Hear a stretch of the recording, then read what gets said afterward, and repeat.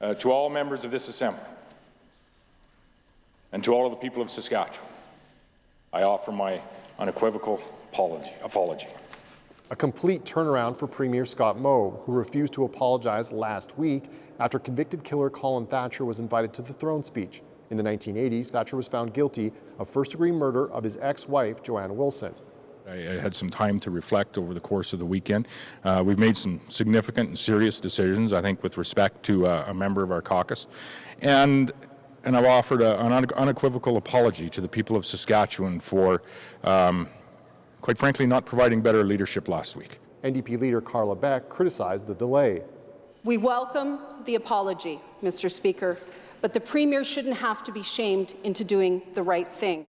The decision to invite Thatcher was made by MLA Lyle Stewart, who later called the invitation an error in judgment. Today, Premier Scott Moe stripped Stewart of his position as provincial secretary.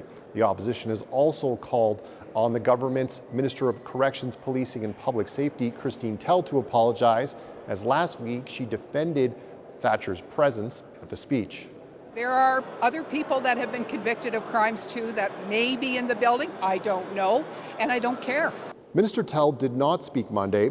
Thatcher, who is still on parole, appeared in the legislature during the province's own Violence Prevention Week.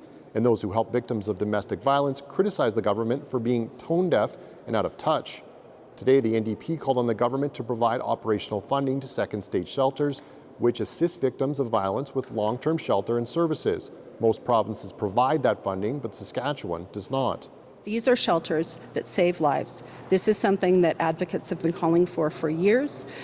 This is one way that the Premier could demonstrate that he understands the importance and put his money where his mouth is. The Minister of Justice says the government will look at second-stage core funding, but made no promises. Premier Moe says the government must do better on dealing with issues of domestic violence. Adam Hunter, CBC News, Regina.